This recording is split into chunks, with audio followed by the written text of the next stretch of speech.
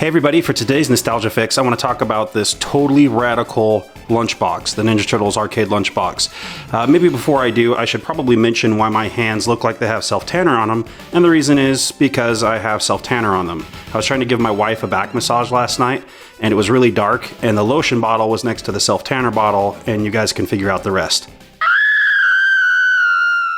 Anyway, oh, she also got me this sign. I'm gonna move this out of here. She thought it would be funny. Maybe she's trying to drop me hints. But this is what we're talking about. Now, initially I was gonna do a review on the He-Man lunchbox from, I believe it was 1984, and I had that as a kid.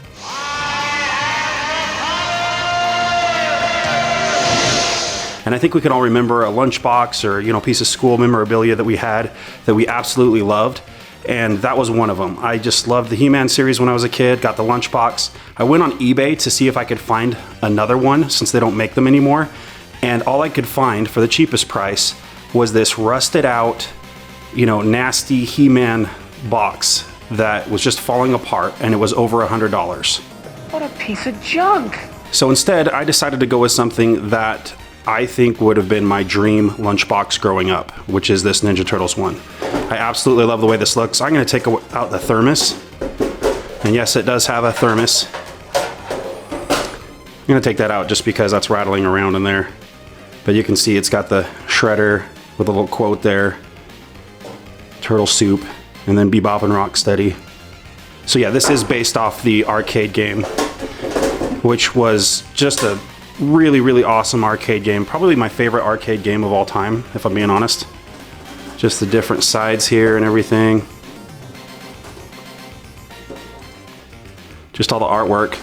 And it's all embossed, which I absolutely love. I just think that's really cool, really rad. I'm gonna prepare a lunch here.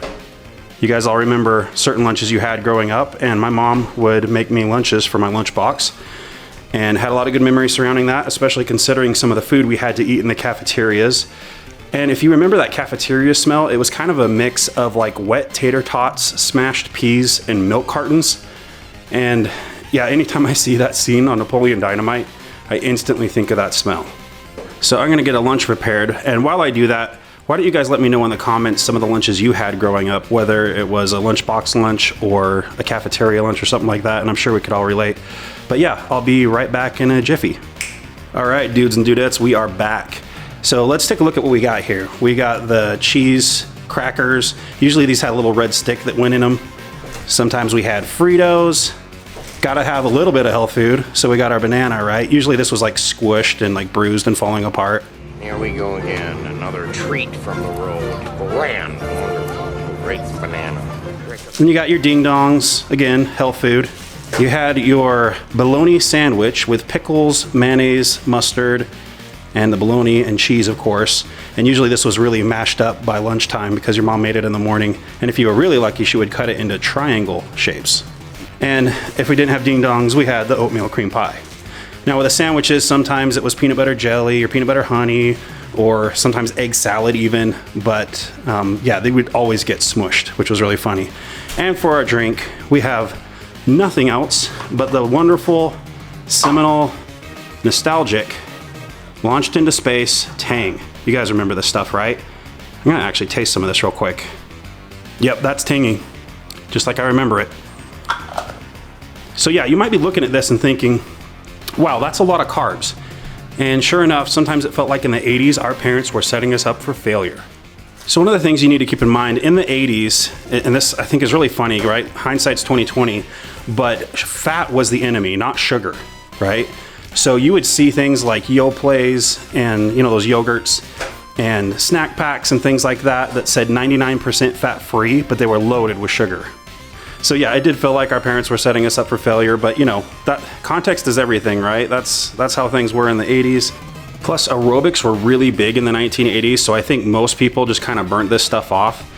But yeah, another thing too is this tasted so much better than the school lunches that the public school system provided.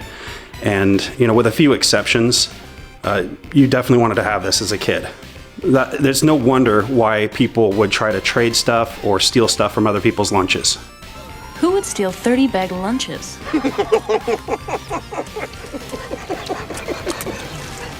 So yeah, guys, that is the video. I hope that was a nice little trip down memory lane for you and didn't bring back any bad school memories. But for me, I mean, this was like love in a box, right?